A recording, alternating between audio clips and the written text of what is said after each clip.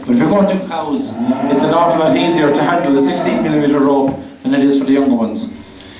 If you're making a halter at home, there's only one critical issue. You will be going back to make what is actually the loop on the side you're leaning at. So you're going to put out a piece of rope and split the ends. Now you don't have to split them all into single, two together and one separately, as Mary Louise is demonstrating. You need to go back a bit further now. Oops.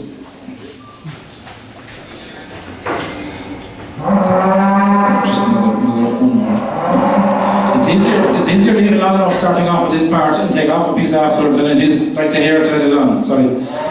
So just to hold it up, we're just going to make a first loop here and simply feed back through the other rope, split it here, and re-flat them at the other side. So this will be our first loop. Now that loop is actually critical to have it at the right size, that you don't leave it loose. It's not, you don't want the rope coming through that easily, because if it is, and you tie up your animal, and the animal is dead happy chewing its cud, as it moves its mouth, it'll open, it'll loosen the piece of rope that's under its chin.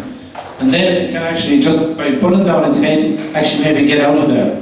So we'll keep it literally so tight that you just have to push your finger through it. That's the objective, because over time it'll loosen as the animal's pulled. So we'll let you out of there, Mary Louise. Leo is doing a demonstration down here on the ground. So if you can see him at his level. So they may actually have different techniques, but the outcome should be fairly close to the same. So we've already secured this one here and plaited it back along its existing lines, exactly as the rope was. So we're going to make another loop now on the other side of it. And this is actually an in loop. It's closing back on itself. It's actually going to be fully closed in.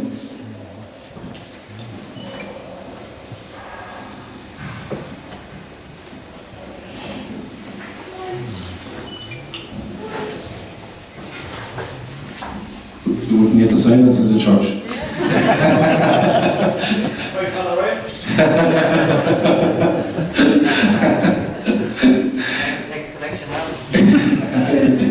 This is going to organize the collection. So the fundamental issue here, you're not looking for something spectacularly fancy. The fundamental issue is the more the animal pulls, the more the rope actually tightens on its own joining. So the more the pull, the tighter it is. So you can simply, if you want, to cut off those pieces there now, and just with a lighter, just seal them into it, and you'll be nearly there.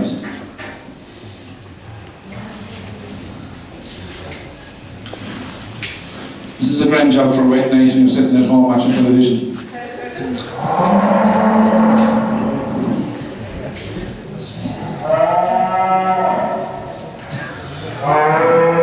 Be careful with burning plastic. If it sticks to your finger, it's not simple. What about the other one there?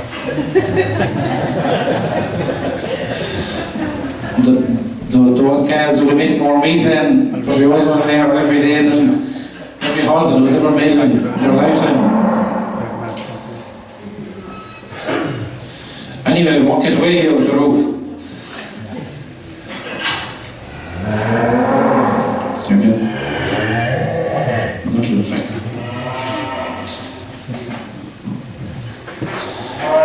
So, it's not like the Reed Allen. There's the one here we made earlier. This will be the one.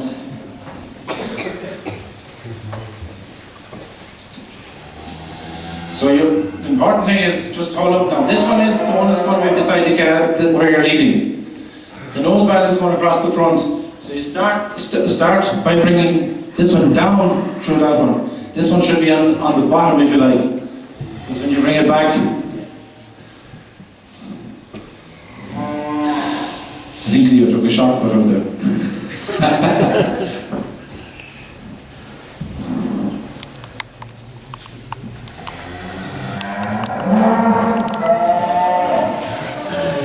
So effectively, there's your halter.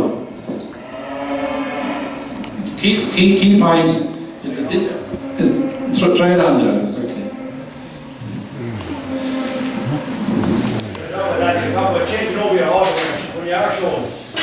Oh, that's a fair point. There's quite a few cars get loose at shows. The key point with changing over a halter when you're showing is you're actually putting this halter over the other halter, not under it or anywhere else, or not trying to open it or whatever else. So you simply feed your nose lead and your halter down through the mouthpiece, if you like, of the halter. Let them down through it and let the other up over the ears. And then you can slip the other one down underneath and you're finished. Does it fit, Leo? I'm going to try it up now, Anne-Marie, and see does it hold.